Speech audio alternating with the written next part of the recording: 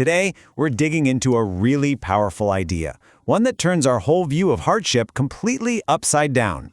We're going to look at it through the eyes of the great Stoic philosopher Seneca and explore this radical concept that hardship doesn't just happen to you, it happens for you. Let's get into it. So think about the last time something really went wrong in your life. What was your first thought? I bet for most of us, it was some version of this very question, right? We see hardship as this random, awful thing, like some cosmic roll of the dice where we just came up short. But what if that's completely the wrong way to look at it? Well, about 2,000 years ago, a group of thinkers called the Stoics, they offered a totally different answer. They basically argued that suffering isn't a glitch in the system, it's a feature. And, understanding its purpose can honestly change everything. To really get what the Stoics are saying, let's first be honest about our own point of view. How do most of us instinctively react when we're faced with something tough? Let's break down that common default mindset. Our default view pretty much boils down to these three things. First, we see hardship as random, like it just strikes without any reason. Second, we see it as unfair, that classic question, why me? And because of that, our main goal becomes just avoiding it, right? Seeking comfort and safety over everything else. And that seems logical, but the Stoics would say that this very mindset is what makes us so fragile. And this is where the Stoic philosopher Seneca comes in with this powerful reframe. He looked at the exact same set of facts, that life is full of difficulty, and he came to a completely different conclusion about what it all means. Just let that sink in. This idea completely flips the script. Instead of being a victim of circumstance, Seneca's suggesting that you're actually a candidate for growth. Misfortune isn't a punishment, it's more like an assignment. He believed you've been selected as someone worthy of being tested. That is a profound shift in how you see the world. Okay, so if pain isn't just random bad luck, then what's its purpose? Why would the Stoics argue that it's actually necessary for a good life? Well, they had some really clear answers about why difficulty is so essential. This comparison right here gets to the very core of the Stoic idea. So on one side, you've got constant comfort. Yeah, it feels good, but over time, it can make you fragile, complacent, it actually weakens you. But on the other side, you have hardship, and while it's tough, it acts like a training ground. It builds your resilience, it develops your endurance, and it creates this inner stability that a life of pure comfort just never could. Seneca used this incredible metaphor for this. He called suffering medicine. And think about it, nobody enjoys surgery, nobody likes taking bitter medicine. They're painful experiences for sure, but they're necessary for our health. Seneca saw hardship in the exact same way, as a kind of moral and psychological treatment. Just because it feels bad doesn't mean it is bad for you. And here's another super crucial point. We all like to think we're strong or patient or courageous, but you don't really know what you're made of until you're tested, right? Adversity is the ultimate diagnostic tool. It reveals your weaknesses, sure, but way more importantly, it shows you these hidden capabilities you never even knew you had. It turns potential strength into actual proven strength. Now, it's easy to hear all this and still think, okay, great, but why is this happening to me? Seneca's answer is simple. It happens to everyone. The odds of you facing hardship in your life? 100%. No one, and I mean no one, gets a free pass. Some people might just experience a bit of a delay, but it's not a permanent exemption. Realizing this helps us move past that why me and get to, okay, what now? It's not a personal attack, it's just the universal human condition. And this all leads to a really interesting paradox. If hardship is a tool for growth, then a life without it, well, it can be actively harmful. Too much success or comfort can lead to terrible judgment and this dangerous illusion that you're in control of everything. Hardship, on the other hand, keeps us grounded. It sharpens our awareness and forces us to be realistic. The easiest life can quietly become the most dangerous one. So how does this all come together? Let's look at the final, most empowering conclusion in all of Stoic thought. Suffering isn't something that blocks the path. Suffering is the path. Seneca used this beautiful metaphor of carving a path right through solid rock. First, you encounter the resistance. That's the obstacle in your way. Then comes the hard work, the slow, sometimes painful process of carving right through it. And finally, the result. You've not only overcome the challenge, but you've revealed the incredible strength it took to do it. The crucial takeaway here is this. The Stoics argue we're often aiming for the wrong thing. Our world tells us the goal is to maximize comfort and avoid pain at all costs. But Seneca would say the true goal is to develop virtue, to build inner strength, and to gain clarity on what really matters. And paradoxically, the path to those things runs directly through difficulty, not around it. Suffering isn't a detour, it is the path. So we'll end with this question for you to think about. The next time you face a major challenge, instead of asking, "Why is this happening to me?" try asking a different, more stoic question. What if this isn't my bad luck, but my big break? What if my greatest challenge is, in fact, my greatest opportunity?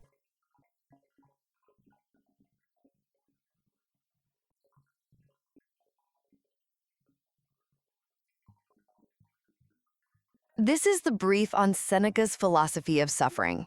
The ancient Stoic philosopher Seneca argued that life's hardships aren't just random, unfair punishments. They're actually essential tools designed to give us strength.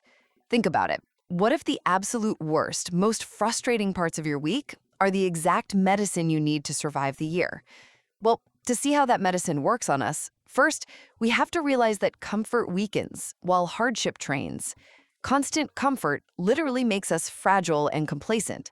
I mean, an entirely easy life is kind of like a muscle wasting away without any resistance. Misfortune is our psychological gem. Even painful things like surgery are deeply beneficial, right? So what happens under that heavy pressure? Second, adversity reveals your true self. You simply don't know your strength until you're tested. Challenges strip away illusions, exposing your hidden weaknesses and true capabilities. If you face hardship, you aren't unlucky. You've literally been chosen as worthy of being tested. We spend so much energy hiding from difficult things, but aren't we just robbing ourselves of seeing what we're actually made of? Since this ultimate test is totally unavoidable, how do we reframe our journey? Finally, suffering is the path, not a detour. Growth is painfully slow, like carving a path through solid rock. The ultimate goal isn't comfort, but unbreakable inner stability and clarity. You know, we usually view obstacles as annoying roadblocks blocking our way. But honestly, carving through that rock is the actual path. We've got to embrace life's inevitable difficulties rather than flee from them, because that very resistance builds a resilient, meaningful life. Your struggles aren't getting in the way of your life, they are your life. So grab a chisel and start carving. I mean, think about your day so far. We spend, virtually our entire existence just trying to get as comfortable as humanly possible. Oh, absolutely. It's pretty much the ultimate goal. Yeah, you want the climate-controlled car. Right. You want the perfectly ergonomic chair at work, the frictionless app that just delivers whatever you want right to your door so you don't even have to step outside. Exactly. We completely crave comfort. We do. We engineer our entire society around, just eliminating friction. But, and this is a big but, what if the very comfort we spend our lives chasing is actually like quietly destroying our ability to thrive? It's kind of the ultimate paradox of modern life, isn't it? Yeah. Because we just assume that a life without struggle is the pinnacle of success. But when you strip away the distractions and really look at human psychology, an entirely frictionless existence leaves us incredibly vulnerable. Which, well, that actually brings us directly to our mission for today's deep dive. It does. Because we are looking at this truly fascinating stack of notes centered on the timeless Stoic philosopher Seneca. Such a great topic. It is. And specifically, we're unpacking his incredibly radical perspective on something that, every single one of you listening deals with, and that's suffering. Right. It's universal. Completely universal. And Seneca makes this argument that hardship isn't just some random cosmic unfairness. No, not at all. He says it actually possesses a deep, profound purpose that is tied directly to our growth, our strength, and our ultimate meaning. And I'll tell you right now, just going through the sources and preparing for this, there were moments that completely shifted how I view my own past failures. I mean, it forces a massive reframing. It really does. Because to understand Seneca, we really have to start with that first core concept, which is the absolute fragility of comfort. Right. The core argument here is that constant comfort doesn't just, fail to help us. It actively harms us. It makes us brittle. Exactly. It makes us incredibly brittle. When your environment is just perfectly curated to never challenge you, your capacity to handle the unexpected It doesn't just stagnate. It goes backward. Yeah, it physically and psychologically atrophies. Okay, let's unpack this, Yeah. because I know it sounds a little bit counterintuitive until you map it to something physical. Sure. So imagine you want to get physically stronger. You don't achieve that by lying on, like, the softest mattress you can find for a solid month. Right, that's not going to work. No. You have to go to the gym. You have to lift heavy things. Yeah. You have to literally create micro tears in your muscle fibers. Exactly. You put the muscle under acute stress, under real tangible struggle, and your body responds by rebuilding it denser and stronger so it can handle that load next time. Yeah, that's the basic biological mechanism. Right. And Seneca seems to be applying this exact same gem logic, but to the human soul. He's saying difficulty is literally the only thing that trains you to become strong. And comfort alone never, ever does. I think the gym analogy gets us maybe halfway there. Yeah. But let's actually look at where it breaks down. Oh, okay. Where does it break down? Because that is where Seneca's philosophy gets truly demanding. In the gym, you choose the weight, right? Right. You set the pin on the machine. Exactly. You decide when to pick it up and you decide when to put it down. You have total control over the stressor. But in life, The barbell just drops on you. without any warning, you don't get to choose the tragedy or the layoff, the heartbreak, the illness. Yeah, that's so true. And because we don't choose it, our default reaction is to view it as a failure of our environment. We think, something has gone terribly wrong with the universe. We take it so personally. We sit there and think, this wasn't supposed to happen to me. Precisely. And Seneca completely shifts that framework. He suggests that we need to view these unchosen struggles as the precise mechanisms that develop resilience, endurance, and, inner stability. So we look at a sudden hardship as an unnatural disruption, but he views it differently. He views it as mandatory training. Mandatory training. Wow. Yeah. If you never face adversity, you never develop the psychological calluses required to navigate just the inevitable friction of human existence. You remain untested. And therefore, entirely fragile. Exactly. I mean, it makes perfect sense from an adaptive standpoint. If you never stress a system, the system assumes it doesn't need defensive capabilities. Right, it just shuts them down. It lowers its shields to conserve energy. So when the wind finally blows, the whole structure just collapses. That is the exact mechanism of fragility. We see this in biology all the time. But moving from the physical to the psychological, when someone is entirely comfortable, their emotional baseline becomes so incredibly narrow. Like they can't handle anything. Right, even the slightest inconvenience, a delayed flight, a mildly critical email, it feels like a catastrophic event to them. Their tolerance for friction is basically zero. But okay, here's where my mind goes immediately with this. Yeah. If struggle is just a mandatory workout that builds our inner stability, how are we supposed to react when the workout gets genuinely deeply painful? Right, when it's not just a minor inconvenience. Exactly, because a metaphorical heavy barbell is one thing. No. Life can deliver some brutal blows that do not feel like a workout. They feel like destruction. And Seneca doesn't shy away from the brutality of life. He really doesn't. He actually leans right into it by shifting his own metaphor away from the gymnasium and into the hospital. The hospital. Yeah, he compares extreme hardship to medicine, and specifically to severe medical interventions like surgery. Oh, wow. Okay, so we are moving from lifting weights to build muscle to going under the knife to cut something out. Exactly. That is a very, very different level of pain. It is a much darker, much more serious reality. But the underlying logic remains consistent. I mean, think about it. A surgical intervention is violent. Yeah, it's trauma to the body. It involves profound pain, it requires a long recovery period, and the experience itself is entirely unpleasant. You would never voluntarily undergo surgery just for the fun of it. Right, never. But why do we endure it? To get better. Because it removes the disease. It corrects a fatal flaw. It ultimately saves the life. The core takeaway Seneca wants us to grasp here is vital. Just because something feels deeply bad doesn't mean it is harmful. That's a huge distinction. Misfortune acts as a highly specific kind of moral and psychological training. It cuts away our ego, our entitlement, our illusions of control. It is bitter medicine for sure, but it's the exact medicine required to cure the fragility we just talked about. I hear that. I really do. And structurally, the logic totally holds up. But, and I have to push back a little bit here on your behalf, I'll listener, kill it. because it is very easy for us to just sit here in a studio and philosophize, right? Yeah. Saying, oh, hardship is good. Suffering is just bitter medicine. Sure. But let's look at the real world. What about those people who seem to just glide through life with absolutely zero problems? Ah, the lucky ones. We all know someone like that. They grew up wealthy, they got the perfect job right out of school, everything they touch turns to gold. They never seem to face the tragedy. Right. They're just breezing past all the obstacles.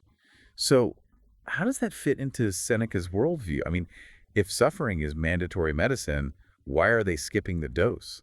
What's fascinating here is how Seneca directly addresses that exact skepticism. He does. He does. He doesn't pretend those people don't exist.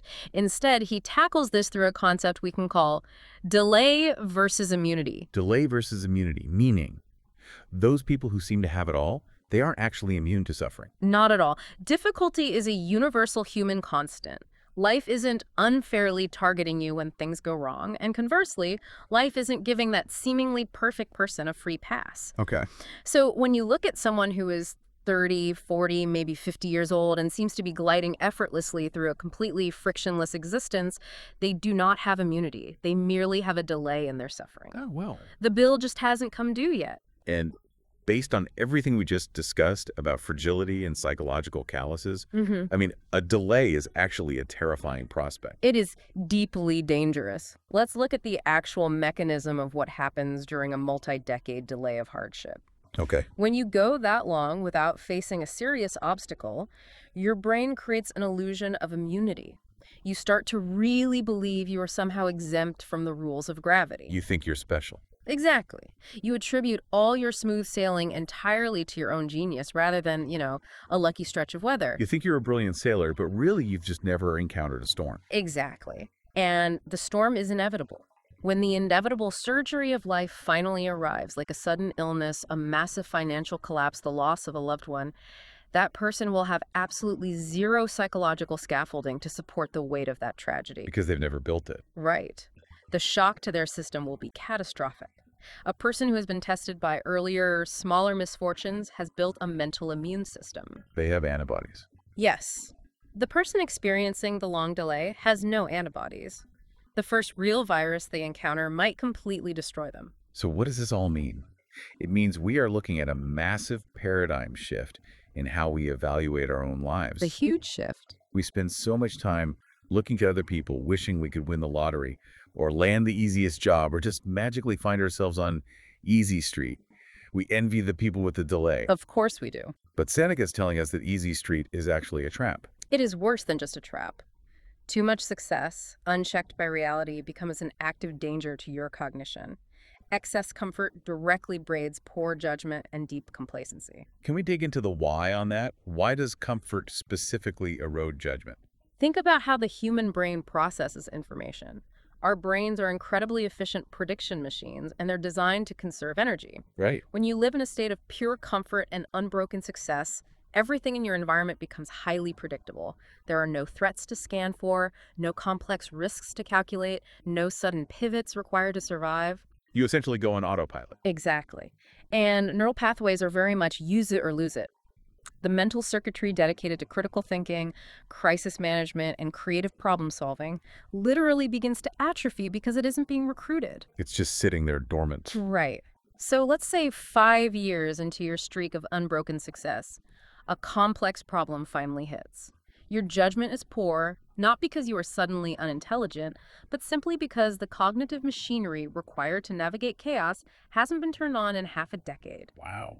The paradox here is that the easiest life quietly becomes the most harmful to your actual capabilities. That is a brilliant way to explain it. The autopilot analogy makes it so clear. Hardship, on the other hand, is the alarm bell that kicks you out of autopilot. Exactly. It forces you to manually fly the plane. It sharpens your awareness and keeps you completely grounded in reality. You have to pay attention to the wind speed and the altitude because your actual survival depends on it. And that heightened state of awareness during a struggle does something else incredibly important. It exposes the truth of who you are. Unmasks you, basically. Yeah. You don't truly know your own strength until you are tested. We all like to think we're brave or resilient or deeply empathetic. But those are just theoretical concepts until life forces you to prove it. Challenges certainly expose our weaknesses, like they show us where we are impatient or selfish, but they also expose hidden capabilities we had no idea we possessed. Hardship acts as a mirror, but it's not the filtered, perfectly lit mirror we use on social media when everything is going great. No, not at all. It strips all of that away and shows you your actual unfiltered reflection. And a hidden capability is completely useless if it remains hidden your entire life. If you have the latent potential for immense courage, but you live a life of perfect, uninterrupted comfort, that courage will never be activated. It just sits there. It dies as mere potential. Adversity is the only mechanism that turns potential into reality. Which means, and this is a big takeaway for you listening, once you realize that adversity is the key to unlocking your actual capabilities, you have to fundamentally change your relationship with the obstacle standing in front of you right now. No, really do. You can't just be angry that they are blocking your path. You really can't. The entire framework of how you process reality has to shift from, why is this happening to me, to what is this revealing about me? Oh, I like that. And that pivot leads directly into Seneca's most powerful and probably his most controversial reframing of the struggle itself. He arrives at the bold conclusion that suffering essentially equals opportunity. Here's where it gets really interesting. Looking at this philosophy, Seneca says that those who face profound hardship aren't unlucky. Right. They aren't cursed by the universe. They are actually chosen for growth. The specific concept he uses is that they are worthy of being tested. Worthy of being tested. If you really internalize that phrase, it changes everything. It is so incredibly empowering. I mean, think about it, listener. If you are going through something brutally difficult right now, maybe a devastating career setback, a personal betrayal, a massive public failure, your brain is almost certainly screaming, "Why me? What did I do to deserve this punishment?" That's the default reaction. You feel like a complete victim of circumstance. But this Stoic framework suggests you should look at that exact same situation and think, I was chosen for this. The universe or fate or whatever you want to call it deemed me worthy of this test. Because it knows you can handle it. Right. Then knows I have the capacity to handle this and grow from it. It takes the victimhood completely out of the equation and replaces it with immense agency. It restores your locus of control right in the middle of a hurricane. You might not control the storm, but you control your status as the person worthy of enduring it. That's powerful. And there's an outward-facing component to this as well. By enduring these tests with grace and resilience, your personal struggles actually inspire and guide others. Wait, how so? Well, when you navigate a profound hardship, you're essentially drawing a map. People around you are watching. Oh. When they inevitably face their own delayed hardships, they will remember how you handled yours. Your endurance becomes the blueprint for their survival. Oh, wow. It gives your pain a utility and a purpose that extends far beyond just your own personal growth. Your struggle becomes a service to your community. Wow. That gives such profound meaning to the darkest moments of our lives. But let's get practical for a second. Sure. Even if I accept that I am worthy of the test, and even if I know it's building my resilience, the actual day-to-day process of growing through hardship is just exhausting. Oh, it's brutal. It doesn't feel glorious at all. If we connect this to the bigger picture, Seneca provides a beautifully poetic yet highly realistic metaphor for this exact feeling. Growth isn't a cinematic montage. He likens the process of overcoming struggle to slowly carving a path through solid rock. Carving through rock. Yeah, that doesn't exactly sound speedy. It is tedious, exhausting, and often incredibly frustrating. When we decide we want to change our lives or overcome a deep flaw or survive a tragedy, we want it to happen overnight. We want the quick fix. We want an epiphany that instantly makes everything better. But carving a path through rock requires striking the exact same stone in the exact same spot over and over again. It's a grind. Progress feels painfully slow. On a day-to-day basis, the rock looks exactly the same as it did yesterday. The progress is almost invisible. But every single strike of the chisel matters. It is compounding. Okay, so if I'm standing in front of this massive rock wall of adversity, what exactly is the chisel in this metaphor? What am I hitting the rock with? The chisel is philosophy itself. Really? Yes, it's the active application of wisdom.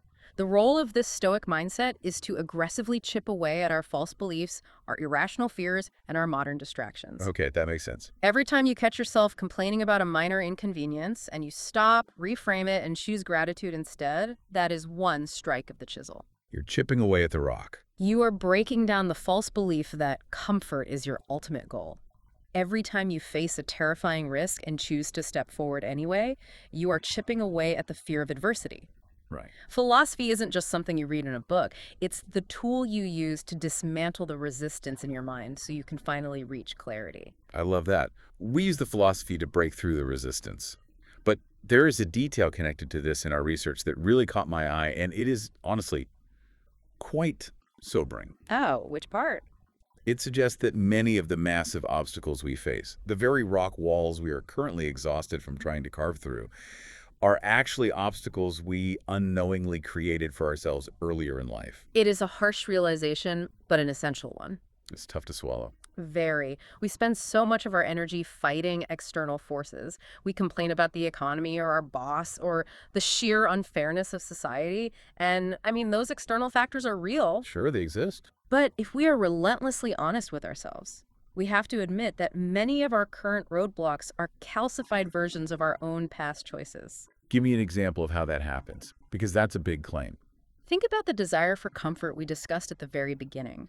Let's say 5 years ago, you knew you needed to have a difficult conversation to set a boundary in a relationship. Oh, I've been there. Right. Or you knew you needed to quit a toxic job to pursue a harder but more fulfilling career.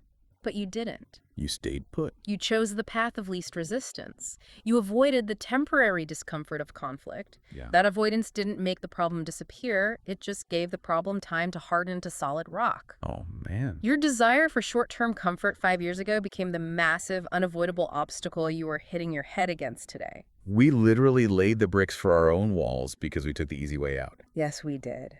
We chose the frictionless path, and ironically, it led us straight into a dead end. Exactly, which is precisely why this slow, painful carving process we are doing now is so necessary. You aren't just fighting the universe. You are literally dismantling the fragile, comfortable structures you previously built for yourself. You're undoing your own past mistakes. You have to tear down the old architecture of avoidance in order to forge a new path toward genuine strength. So bringing this all together for you listening, the ultimate takeaway from Seneca's radical view on suffering isn't just some, toxic positivity or a grit your teeth and bear it tough guy mentality. Right, it's much deeper than that. It is a fundamental structural shift in how you view the entire trajectory of your existence. Suffering isn't a detour from your life. It isn't a frustrating traffic jam keeping you from reaching your actual destination. Suffering is the path.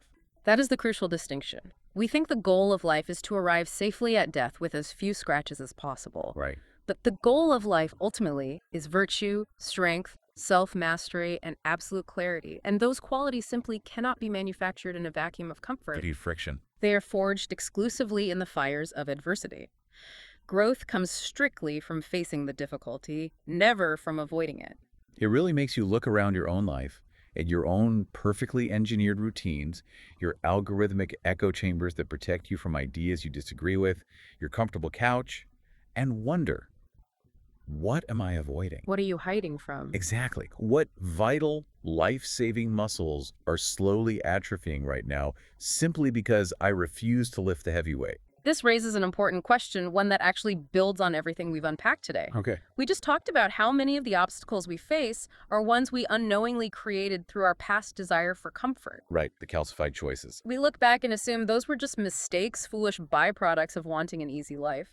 But let's push this one step further. Let's do it. If we inherently need resistance to discover our hidden capabilities, if our psychological immune system requires the bitter medicine to survive, and if we can only find our true purpose by being worthy of the test, is it possible that our subconscious actually builds these obstacles intentionally? Wait, what do you mean? Like on purpose? I mean, does some deeper, wiser part of our own mind know exactly how much we need the struggle? Is it possible that we secretly sabotage our own perfect comfort, that we intentionally make the wrong choice just to force ourselves into the fire? Oh my gosh. Maybe we build our own labyrinths because deep down our mind knows that navigating the maze is the only way we will ever be forced to grow. Wow. We secretly blow up our own easy street because we are starving for the test. Exactly. We build our own labyrinths just so we are forced to become the kind of person who can finally navigate them. That is a massive thought, and it completely recontextualizes the concept of self-sabotage. That is definitely going to stay with me for a long time. It's a lot to process. It really is. Thank you so much for joining us on this journey today. Next time you find yourself deeply longing for perfect, undisturbed comfort, Or the next time you are cursing the incredibly heavy weight that life just dropped on your shoulders without warning, remember Seneca. Remember the delay. Remember the trap of the delay. Yeah. Maybe that perfect comfort you're wishing for is the real danger. And maybe that heavy weight is exactly the medicine you need to finally unmask who you really are. Keep learning, keep pushing against the rock, and we will catch you on the next deep dive. You know that feeling when you were just already running like 20 minutes behind schedule? Oh yeah, the absolute worst way to start a day. Right. Your baseline stress levels are just hovering somewhere near the stratosphere. And you are finally rushing out the door, and the absolute second you cross the threshold, the strap on your bag just simply gives up, it snaps. Oh man. Yeah, and everything just goes flying. Literally everything. It physically, violently ejects itself onto the concrete. Your laptop, your keys. Don't forget the coffee. Oh, exactly, that oversized travel mug of hot coffee, which is now just rapidly pooling around your absolute favorite pair of shoes. It's always the favorite shoes. Always. And in that exact fraction of a second, right, before your brain even processes the logistics of bending down to clean up the mess. You have that one specific thought. Yes. What is the very first thought that flashes through your mind? It's an almost universally shared human experience. Wow. You look up at the sky, you let out a breath, and you think, why is this happening to me? Yeah, it's the most natural, deeply wired human reflex in our psychological arsenal, really. It just feels so personal, right? Totally. It's that visceral, undeniable sense of being specifically targeted by reality. We immediately personalize the chaos of the world. Like the universe woke up and chose violence specifically against you. Exactly. Because our brains are essentially just meaning-making machines. So when we encounter, sudden friction or sudden pain, we assume the universe has singled us out for punishment. Right. Or we think this obstacle is somehow a massive cosmic error that was just never supposed to happen. Okay, let's unpack this. Because it genuinely feels like a glitch in the Matrix sometimes. It really does. Like, this spilled coffee wasn't supposed to be in the script of my Tuesday, and obviously a ruined pair of shoes is a relatively minor annoyance in the grand scheme of things. Sure. But we scale that exact same psychological reaction up to the massive life-altering catastrophes, too. Oh, absolutely. The exact same mechanism. The lost job, the sudden illness, the devastating heartbreak. We look at those massive, terrifying roadblocks, and we ask that exact same question. Why me? Why me? We view suffering, hardship, and friction as completely random, senseless bad luck that serves no purpose other than to just, ruin our lives. Which makes sense on a surface level. It does. But today, we are taking a deep dive into a really fascinating collection of notes, historical research, and writings from the ancient Stoic philosopher Seneca. And this is where things get really challenging. They do, because the fundamental mission for our time together today, our goal for this deep dive, is to completely and radically shatter that exact perspective. Which is, frankly, a necessary shattering if we want to build any real psychological durability. Right. What we're exploring in this deep dive is a profound, almost aggressive reframing of human suffering. It's a total 180. It really is. Yeah. When you read Seneca, specifically looking at works like his essay on Providence or his extensive letters to his friend Lucilius, you realize he does not view hardship as a cosmic punishment at all. Not even a little bit. No, he doesn't view it as bad luck either. He views it as an essential, non-negotiable feature of the human operating system. Which is kind of mind-blowing. Yeah, he argues that suffering and friction have a critical, deeply meaningful purpose, and that avoiding them actually destroys us. Which is just a massive leap to ask anyone to make. It's a huge ask. Like taking you, the listener, from feeling completely overwhelmed by the obstacles in your life. Right. To actually understanding how to use those exact same obstacles as a mechanism for growth, strength, and clarity. It's a total paradigm shift. Yeah, we are talking about fundamentally rewiring how you react to the absolute worst days of your life. And to do that, to genuinely make that leap, we have to start by looking at the opposite. The opposite of hardship. Exactly. The research we pulled for this deep dive points out that to understand the utility of suffering, we actually have to examine the mechanics of comfort. Oh, this part is so fascinating. Because we love our comfort. We do, because Well, you cannot understand the medicine until you understand the disease. Right. And the disease in this context is what the modern pursuit of an entirely friction-free life actually does to our neurobiology and our character. It's not pretty. Not at all. If you look at the overarching goal of modern civilization over, say, the last few centuries. It's all about making things easier. Exactly. It is essentially the systematic eradication of all physical and psychological discomfort. Like, we want our food delivered instantly, so we never have to hunt, forage, or even cook, really. And we want our environments perfectly climate controlled so we never shiver or sweat. Yeah, the AC is always on, and we want endless algorithmic entertainment available at the touch of a glass screen. Just endless swiping. Right, so we never have to sit with the mildest discomfort of boredom or introspection. We treat maximum comfort as the ultimate undisputed metric of a successful human life. But Seneca's view on the actual tangible results of a friction-free existence is incredibly stark. He doesn't hold back. He essentially argues that constant comfort makes people dangerously fragile. He views it as a literal threat to human survival, doesn't he? He does. And what's fascinating here is the underlying mechanics of that fragility, which modern psychology and neuroscience entirely back up today. It's not just ancient philosophy, it's biology. Exactly. When you remove all resistance from a biological or psychological system, that system does not remain in a state of perfectly preserved, pristine stasis. It doesn't just hang out at baseline. No, it rapidly deteriorates. We're talking about the concept of allostatic load and adaptation. Okay, break that down for us. So the human brain and body evolved to adapt to environmental stressors. Yeah. If you never have to tolerate being cold, your body literally downregulates its ability to perform thermoregulation. Oh, wow. So you actually lose the physical ability to handle the cold. Exactly. The slightest breeze suddenly feels like an unbearable freezing assault. Because your body just forgot how to warm itself up. Right. And psychologically, if you never have to tolerate waiting for anything, your brain's dopamine baseline shifts. So a 5-minute delay at a traffic light. Feels like an absolute life-ruining outrage. That is so true. Comfort alone never, ever trains you to become strong. It only systematically lowers your threshold for pain. That maps perfectly onto how human physiology works in a fitness context. The gym analogy. Yeah. If we think about the mechanics of lifting weights at the gym, the entire physiological process of building physical strength is like 100% dependent on encountering friction and resistance. You have to push against something. Right. When you lift a heavy dumbbell, you are not actually building muscle in that exact moment. You're actually breaking it down. Exactly. You are causing microscopic tears in your muscle fibers. You are subjecting your body to a physical trauma to localize stress. Which sounds bad on paper. It does. But it is only in the biological recovery from those micro tears that the muscle synthesizes new proteins and grows back denser, thicker, and stronger to handle the load next time. If you decide that you are going to absolutely protect your body from all physical stress. Just bubble wrap yourself. Yeah, just lying in a perfectly soft, temperature-controlled bed all day, every day. Your muscles do not stay in their current condition. They atrophy. Exactly. They undergo muscular atrophy, you lose bone density, your cardiovascular capacity plummets. You essentially break down. Right.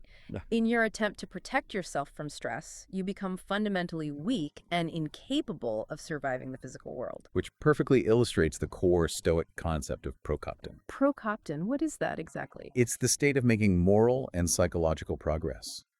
Seneca is applying that exact physiological reality of the gym directly to our psychological and moral muscles. So the mind works just like the bicep. Exactly.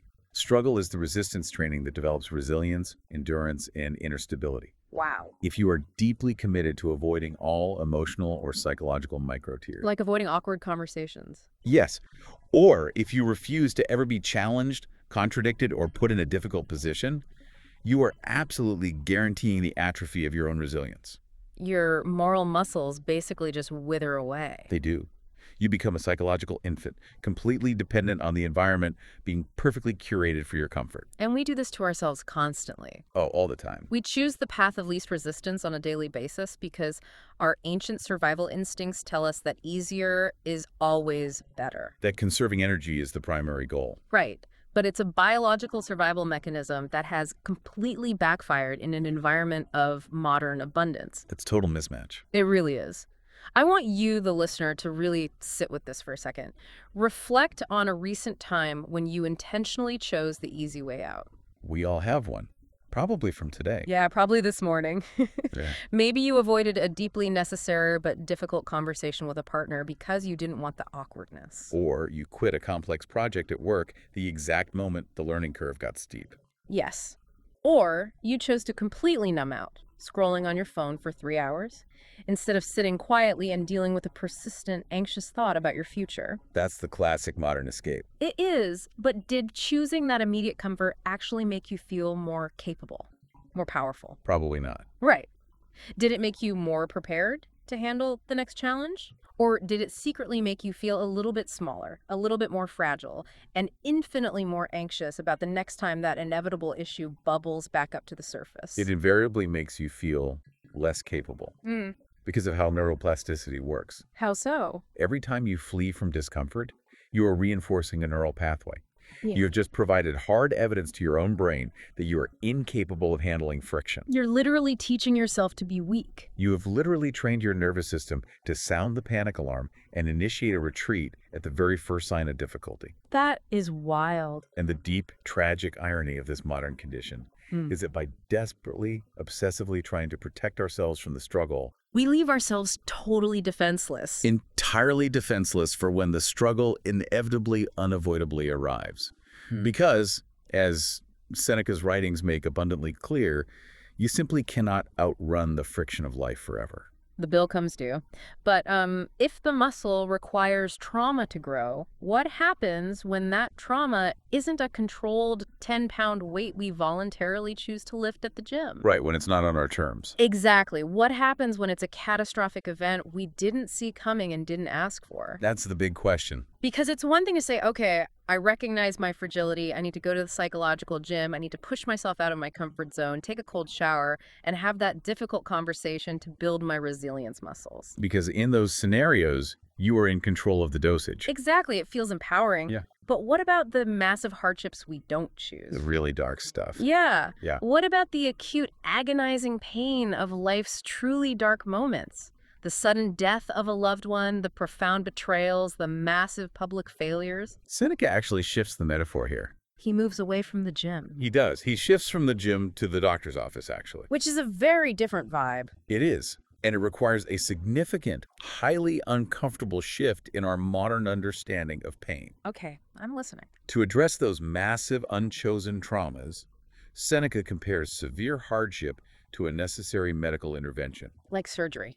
exactly like surgery. Yeah. And to truly grasp this, we have to look at the crucial philosophical distinction he makes between the concept of pain and the concept of harm.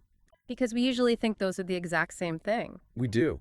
In our modern, highly therapeutic psychological framework, we tend to categorize absolutely all discomfort, all negative emotion, and all psychic pain as fundamentally bad. Right. The reigning logic is, if it hurts me, it must be harming me. Which leads to this massive cultural assumption that if I feel deep sadness, something inside me is fundamentally broken. Oh, absolutely. Like if I feel intense grief or anxiety, I am damaged goods that needs to be fixed or medicated immediately. And that is exactly the paradigm Seneca is attacking. He pushes back on that. Hard.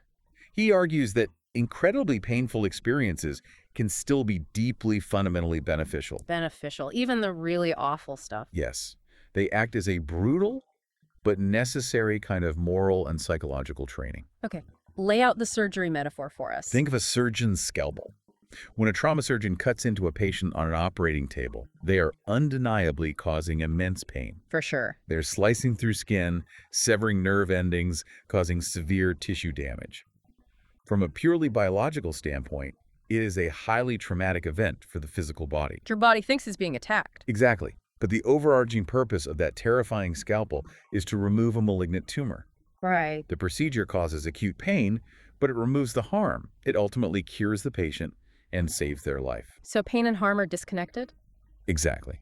Seneca views cosmic misfortune, the bankruptcies, the exiles, the profound losses, as the surgeon's scalpel. A scalpel that is cutting away what exactly? It brutally but effectively cures us of our naivety, our arrogance, and our dangerous, fragile attachments to things we simply cannot control. Okay. But here's where it gets really interesting, though, and I have to push back on this analogy on behalf of everyone listening who has been through hell. Please do. Because if I go into a hospital for major surgery to have a tumor removed, the anesthesiologist is right there. That's true. They knock me completely unconscious, or they heavily numb the area with medication, specifically because the biological procedure is intensely, overwhelmingly traumatizing. Right. Modern medicine spares you the pain. Exactly. But if life is the surgeon here, and the universe is using misfortune to aggressively cut away our naivety or our arrogance, we don't get a cosmic anesthetic. No, we don't. We are wide awake on the operating table. Wide awake. We have to feel every single agonizing, suffocating second of the grief or the loss or the public humiliation. How on earth are we supposed to endure that procedure without our minds just completely fracturing and breaking under the weight of it? That is the essential, terrifying question at the heart of Stoicism, honestly. And what's the answer? The answer the philosophy provides is incredibly challenging, but it is deeply profound once you internalize it. Pay me. The endurance itself is the medicine. Wait, what? The psychological pain you are feeling isn't an unfortunate side effect of the treatment. The pain is the active ingredient required for the cure. Wait. I really need you to break that down. How can the suffering be the cure? Okay, if we look at modern psychological treatments like exposure therapy or distress tolerance training, the mechanisms are actually identical. How so? When you are forced to sit in the absolute wreckage of a devastating loss without an emotional anesthetic, Meaning what? meaning without numbing yourself with alcohol, without mindless distraction, without endless scrolling, and without falling into denial. Just raw dogging the grief. Exactly.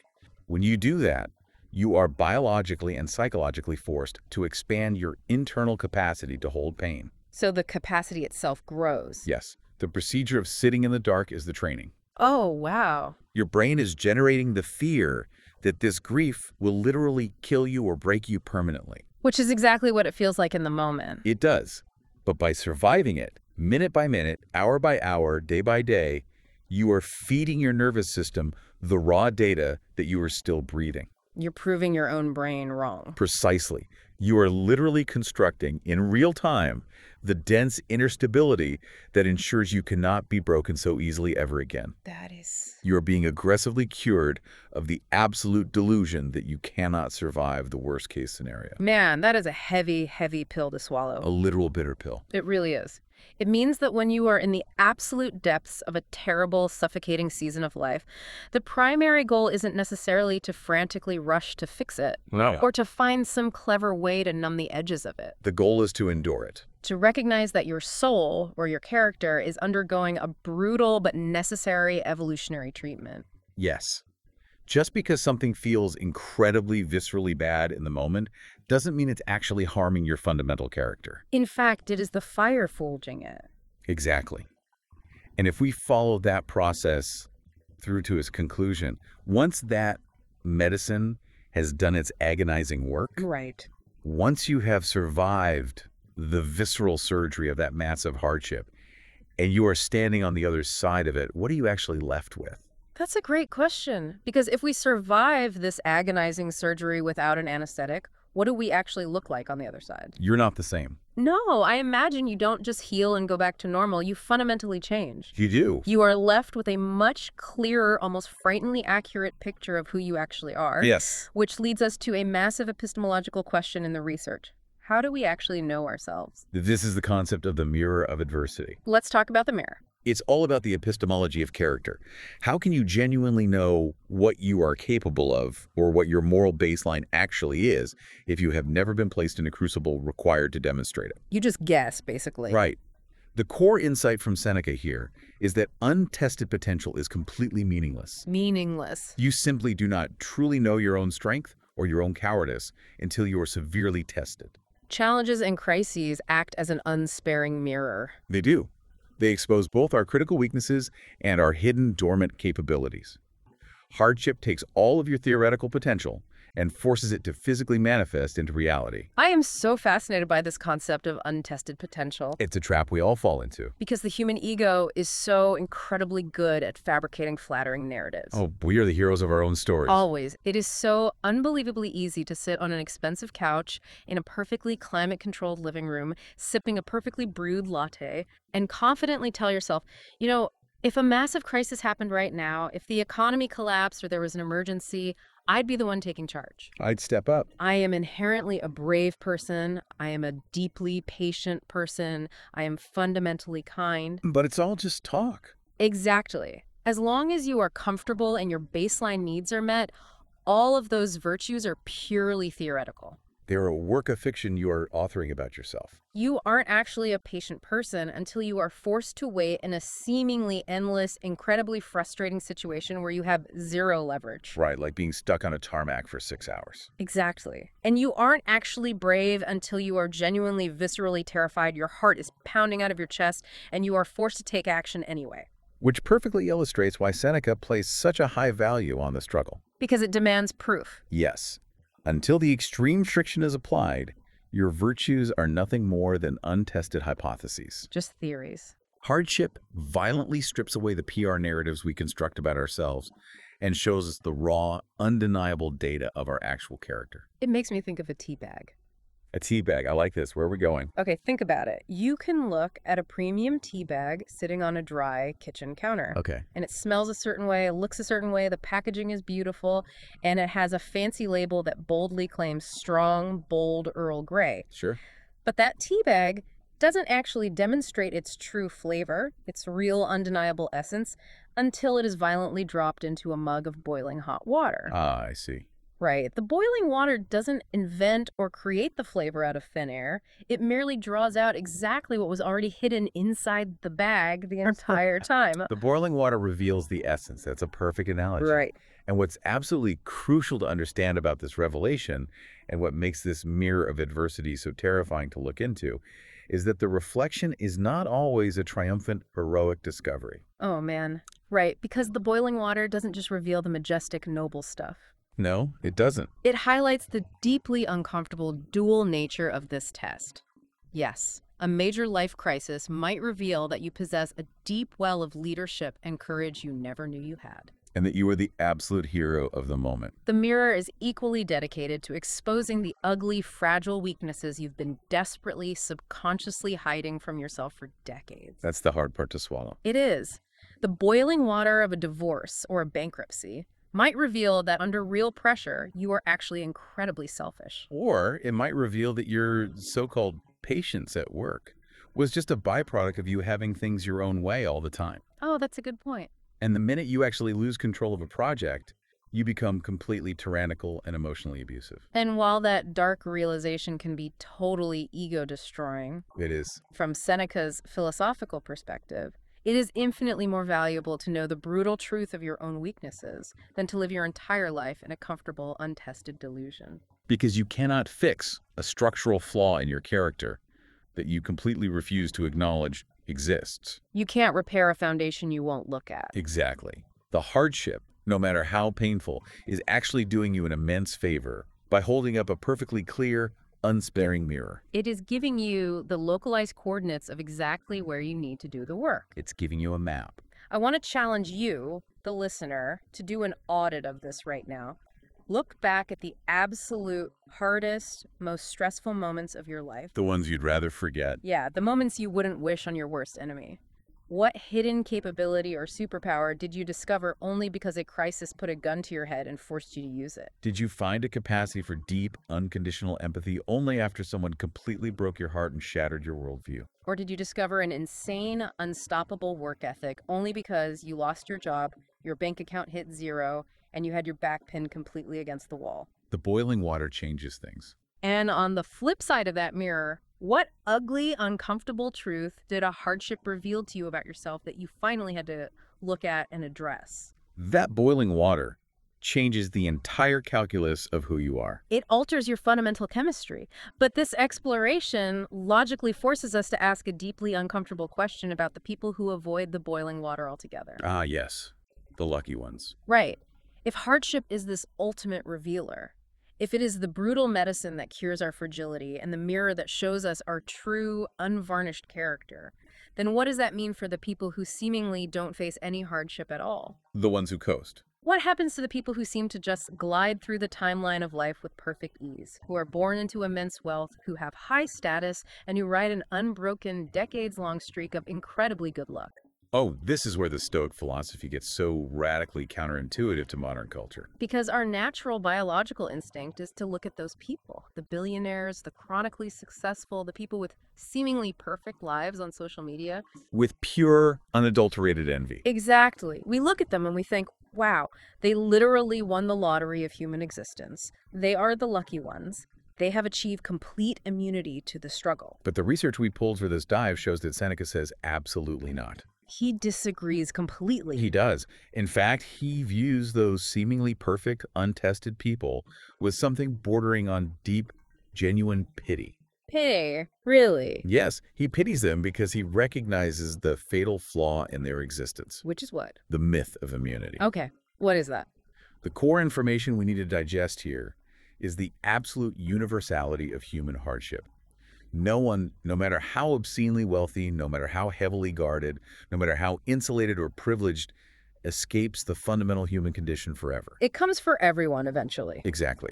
A lack of suffering in your present moment is merely a temporary delay. It is absolutely not immunity. It's just a pause button. And in many psychological ways, that prolonged delay is far more dangerous than facing the fire early on in your life. So, what does this all mean for the person who is winning too much? Why is a delayed test considered a psychological trap? Because of what an absence of friction does to the brain's judgment centers. We have to examine the profound perils of winning too easily. The perils of winning. Yeah. Excess comfort and a total lack of consequences inevitably lead to deep psychological illusion, catastrophic poor judgment, and total complacency. How does that work neurologically? Well, if we look at the neurobiology of success, if you have an incredibly easy life where every risk you take pays off, and you never face severe negative consequences. Like everything just works out for you. Right. Your perception of reality becomes dangerously structurally distorted. Because you think you're magic. Exactly. You lose your grounding in the laws of cause and effect. You start to subconsciously believe that you are inherently special, that the standard rules of physics and economics don't apply to you. Right. Or you think your massive success is 100% due to your own sheer inherent genius. Rather than acknowledging the massive role of a lucky set of environmental circumstances. You completely lose touch with the laws of gravity. You really do. I think about this concept like a massive unpaid tax bill gathering aggressive compound interest. Ooh, that's a terrifying analogy. It is. But think about it. If you go your whole life without ever facing a real devastating test, without ever building those neurological resilience muscles we talked about at the gym earlier, Right. it's not like the universe just politely forgets about you. The bill is just sitting there on the table, and the interest is compounding exponentially every single day you live in comfort. Growing bigger and bigger. The longer you go without facing a crisis, the softer you become, which means you are profoundly less equipped to handle it when the inevitable universality of hardship finally kicks your door down. And let's be clear, it will kick the door down. It always arrives. The terminal diagnosis of a loved one. A sudden, catastrophic shift in the global economy. A deep, personal betrayal by someone you trusted. These are the inescapable mathematical realities of the human timeline. And if your very first encounter with profound, uncontrollable suffering happens when you are 50 or 60 years old, Oh, man. and you have spent 5 entire decades existing in a padded room of success, echo chambers, and comfort, You're doomed. the psychological impact of that first strike is utterly catastrophic. You have developed no emotional calluses. You have zero distress tolerance. You have absolutely no psychological immune system to fight off the despair. Yun. That is a genuinely terrifying thought. It really is. It really forces you to look at a perfectly easy, frictionless life, not as a massive blessing to be envied, but as a deeply insidious trap. It's the ultimate paradox, isn't it? It is. The easiest life can quietly, invisibly become the most fundamentally harmful life. Because if you have never been tested, you are basically a soft, naive sitting duck, just waiting for the first strong wind of reality to completely level your entire existence. Which is why Seneca argued that hardship, when faced regularly and processed correctly, acutely sharpens your awareness. It keeps you deeply grounded in reality. It constantly reminds you of your own mortality and your inherent biological vulnerability, which I know sounds incredibly morbid to a modern ear. It does sound a bit dark. But it is actually the master key to deeply, genuinely appreciating the good moments. Because contrast creates value. Exactly. The neurological reality is that contrast creates value. The person who has never been genuinely, painfully hungry cannot truly appreciate the complex flavors of a meal. And the person who has never been freezing cold outside does not revere the warmth of the fire. Friction creates the capacity for gratitude. So if we accept this radical premise, Okay. if we accept that hardship is mathematically unavoidable, that it is a universal constant, and that it is deeply, profoundly necessary for us to not become fragile, delusional, sitting ducks, That's a lot to accept, but yes. how exactly are we supposed to react when it actually strikes? When the bad day happens. or the massive tragedy actually occurs? What is the specific mental protocol? Because clearly, screaming, "Why is this happening to me?" at the sky isn't the productive answer. No, it requires a massive, radical paradigm shift, a total rewiring of how we perceive our relationship with the events of the world. We have to look at Seneca's ultimate crowning reframe. And it is an incredibly bold, almost audacious conclusion. He asserts that those who face severe hardship are not unlucky victims of a chaotic world. Right. Rather, they are actively chosen for growth. Chosen. Chosen. That is such a heavy loaded, powerful word. And I have to pause here because I know modern audiences are going to struggle with this. It's a tough concept to swallow. It is. Is Seneca arguing that a literal, conscious universe with a giant whiteboard is up there orchestrating our specific suffering like a puppet master? Like a guy in the sky pulling levers. Exactly, because that sounds like a very archaic, almost mythological way of viewing tragedies. Or is this chosen concept a psychological framing device designed to prevent us from falling into the trap of learned helplessness? It is a brilliant question, and it cuts to the core of Stoic physics and psychology. Help us understand it. So, the Stoics believed in the logos, a universal, rational order or nature that governs everything. The logos. Right. Whether you interpret that as a literal divine providence or simply the cold, unyielding laws of cause and effect in physics, the psychological utility of the framing remains exactly the same. Okay, how so? By adopting the mindset that you are chosen, you execute a massive cognitive pivot. A pivot from what to what? If we connect this to the bigger picture, think about how empowering this specific mindset is. The standard human reaction to suffering, as we discussed with your spilled coffee example, Is to immediately adopt the identity of a passive victim. right.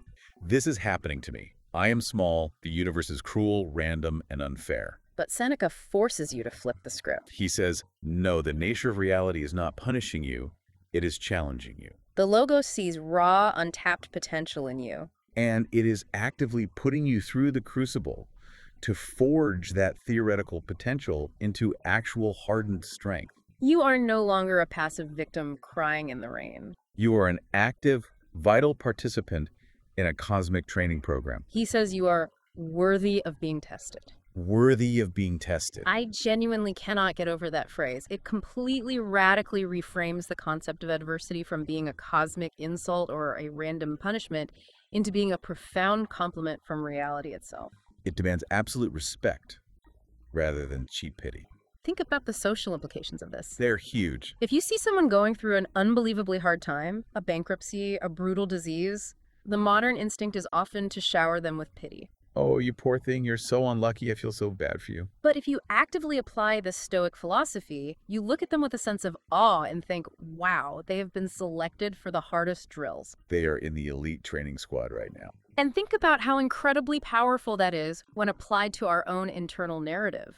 Oh, it changes everything. Yeah. In any high-level athletic endeavor or in elite military training like the Navy SEALs. The head coach or the commanding officer doesn't give the most difficult, high-pressure, incredibly dangerous tasks to the weakest, most fragile participants. Never.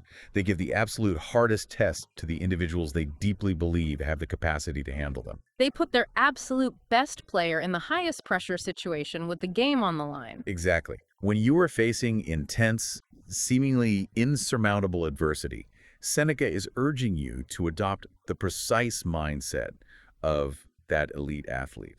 When the disaster strikes, you say to yourself, I'm being tested precisely because I have the internal capacity to endure this and to extract growth from this. It imbues the senseless suffering with so much profound, actionable meaning. And what I love is that it's not just personal meaning either. The research we reviewed mentions that this Stoic mindset also gives our struggles a massive social utility. The social dimension is critical. It posits that our individual struggles can actually serve to inspire and guide others. Yes, humans are deeply mimetic creatures. We learn how to behave by watching others. We copy what we see. Exactly. When you endure a massive hardship with grace, with unyielding resilience, and with an active eye toward your own growth, you inadvertently become a beacon of light for everyone else in your community who is watching you. You provide a living, breathing, undeniable piece of evidence that the human spirit can withstand the absolute hottest fires of life without disintegrating. You are essentially mapping the dark territory for the people around you who will inevitably, mathematically, have to walk through their own tragic fires later on. Your personal suffering, when handled with philosophical courage, transforms from a private tragedy into a public gift to your community. That is beautifully put. Okay, so we have the high-level mindset. We do. We deeply understand the biological mechanics of fragility and the dangers of comfort. Check. We know that the agonizing pain is actually the active ingredient in the medicine, and the boiling water is the great revealer of our character. We accept the premise that we are chosen, and we are ready for the test. But I want to bring this lofty philosophy all the way down to earth, to the dirt level. Practical application. Exactly. What does the actual gritty, day-to-day work of living this philosophy look like? Because it is incredibly easy to feel pumped up and inspired right now while we're exploring these grand cosmic ideas in this deep dive. Super easy. But what about tomorrow morning? Right. What happens when the alarm goes off at 6 a.m., it's pitch black outside, it's raining, and the heavy reality of a difficult, stressful life is just staring you right in the face? The Stoic texts offer a very grounding, highly unromantic, almost poetic metaphor for this exact day-to-day reality. Okay, what's the metaphor? They describe the actual process of psychological growth and living this philosophy as being like slowly, painstakingly carving a path through solid rock. Slowly carving a path through solid rock. That does not sound very glamorous. It's not. It sounds exhausting. It is entirely exhausting. And that is precisely the point. Progress in character development is painfully slow, but it is still forward progress. Like chiseling away at a mountain. Exactly. When a sculptor or an engineer is carving through a mountain of stone, they don't take one massive heroic swing with a sledgehammer and watch the whole mountain miraculously shatter into a beautiful, perfectly paved pathway. That is a fantasy. Total fantasy. You hit the chisel thousands and thousands and tens of thousands of times. You make absolute millimeters of progress a day. There's choking dust, there is immense physical fatigue, there are blistered hands, and there is the crushing monotony of the daily effort. Here's where it gets really interesting, because we are so deeply subconsciously conditioned by modern media and cinema to expect the training montage. Oh, we love a good montage. Right. We want the upbeat 3-minute pop song where the underdog hero starts out weak, lifts some heavy logs in the forest, runs up a snowy mountain at dawn. And by the time that the final chorus hits, they are perfectly enlightened, shredded, and fully ready to conquer the world. But real neurobiological growth, Yeah. real philosophical and moral rewiring of the brain isn't a 3-minute montage. No. It is that painfully slow, intensely tedious, completely unglamorous, daily chipping away at our own deeply ingrained bad habits. Our own irrational fears and our own constant pull toward cheap distractions. And what's absolutely crucial to acknowledge about this massive wall of rock we're all trying to carve through Yeah. is that we didn't just stumble upon a random mountain that the universe placed in our way. Wait, what do you mean? The philosophical insight here is that many of the most dense, difficult obstacles we face today are actually ones we unknowingly, systematically created for ourselves earlier in our lives. Wait, explain the mechanics of that. How do we create the rock that is blocking our own path? It directly connects back to our earlier discussion on the dangers of seeking comfort. Think about geology. Every single time in your past that you intentionally chose the easy way out, every time you actively avoided telling a difficult truth, every time you indulged a toxic habit, just to temporarily soothe your baseline anxiety. You are essentially depositing a layer of psychological sediment. Exactly. Over years and decades, those daily choices to avoid friction harden. They calcify. They calcify into the solid, impenetrable rock of chronic bad habits, toxic relationship dynamics, or deeply fragile mindsets. The cheap comfort you indulged in a decade ago has physically metamorphosed into the very mountain you now have to painstakingly, exhaustingly carve your way out of. It's self-inflicted. That is deeply, deeply sobering. The avoidance literally solidifies. The anxiety we repeatedly refuse to face hardens into the dense stone we now have to break with our bare hands. Yes. So if we are currently stuck inside this suffocating rock of our own making, combined with the unavoidable external tragedies that the universe randomly throws at us. What is our actual tool? Right. What is the chisel we are supposed to be holding in our hands every day? The chisel is the active practice of philosophy itself. But it is critical to understand not philosophy as a dry academic exercise. No, we are not talking about just reading ancient Latin quotes in a library and nodding along intellectually. Philosophy's role in Stoicism is a deeply active, highly aggressive daily practice. It is the sharp tool we use to violently break down our false beliefs, to dissect our irrational fears, and to chip away at the superficial algorithmic distractions that make up the rock. Its singular purpose is to help us reach a state of deep clarity, virtue, and ultimately fulfillment. So practically speaking, Yeah, give me a practical example. when I feel that massive, overwhelming surge of panic because my flight is canceled and I'm going to miss a meeting or I lose a major client and my amygdala gets hijacked and my brain starts screaming, "Why me? This is a total disaster." Using the chisel means catching that thought. Yes, it means stopping, taking a deep physiological breath to calm the nervous system and actively, forcefully applying the philosophical reframe. It means telling yourself, no, this is not a catastrophic disaster. This is a logistical delay. This is an immediate, high-stakes opportunity to practice the virtue of patience. This is the exact gravitational resistance my mind needs right now to build my endurance for worse things in the future. Every single time you successfully execute that mental pivot, you are forcefully swinging the chisel against the stone. Exactly. You are systematically chipping away at the deeply ingrained false belief that your life is supposed to be easy and frictionless. You are chipping away at the incredibly seductive, lazy distraction of feeling sorry for yourself. And slowly, painfully, millimeter by millimeter, you begin to clear a permanent path toward actual, unshakable inner strength. This has been an absolutely massive, fundamental shift in perspective. It really has. If we take a step back and bring all of these complex threads together, the neuroplasticity, the pain as medicine, the compounding interest of comfort, the chisel. The ultimate resounding truth that Seneca is pointing us toward across all his writings is that suffering is absolutely not a detour from your life's plan. It's not an annoying interruption of the journey you were supposed to be on. It is the path. The obstacles are the actual road. Because biological and moral growth only ever emerges from facing difficulty, never from successfully avoiding it. The overarching, inescapable lesson from studying Seneca is that modern society has fundamentally misidentified the entire goal of human existence. We really have. The goal of your life is not to safely reach a state of perfect, undisturbed, heavily medicated comfort until you die. The goal is to cultivate deep virtue, massive psychological strength, and piercing moral clarity. And those specific qualities can only be forged in the intense heat and fires of hardship. I want to talk directly to you, the listener, right now as we wrap this up. Because we have been exploring these incredibly heavy cosmic concepts for a while. And it's very statistically probable that you are currently standing squarely in the middle of a profoundly difficult, deeply painful season of your life. You might be staring up at a massive, incredibly intimidating wall of solid rock right now. Deep grief over a loss, total financial ruin, a terrifying health crisis.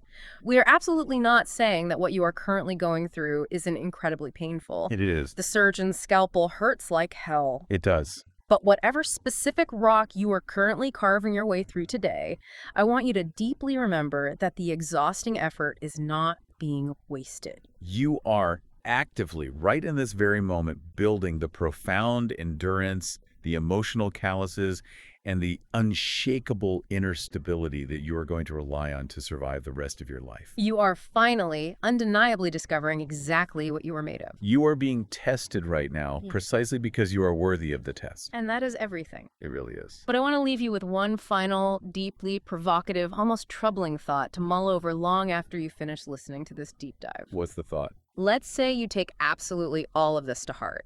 You endure the trials with grace, you swing the heavy chisel day after day, year after year, and eventually you successfully carve your way all the way through your current massive hardships. You make it to the other side. You finally reach a beautiful plateau in your life where you have attained incredible resilience, deep wisdom, financial stability, and yes, a prolonged period of genuine, well-earned peace and comfort. The dream scenario. Right. But if Seneca's absolutely right about the insidious biological danger of comfort and the absolute non-negotiable necessity of friction to keep our moral muscles from atrophying into nothing. How will you ensure you don't fall back into the fatal trap of complacency once you reach the top of the mountain? Exactly. If life eventually stops sending you the boiling water, will you have to intentionally, artificially design your own brutal hardships just to keep your soul awake? That is a fascinating question to leave them with. Think about it. The next time you drop your coffee on your favorite shoes, before you look up at the sky and ask, why me? Take a breath. Pick up your chisel.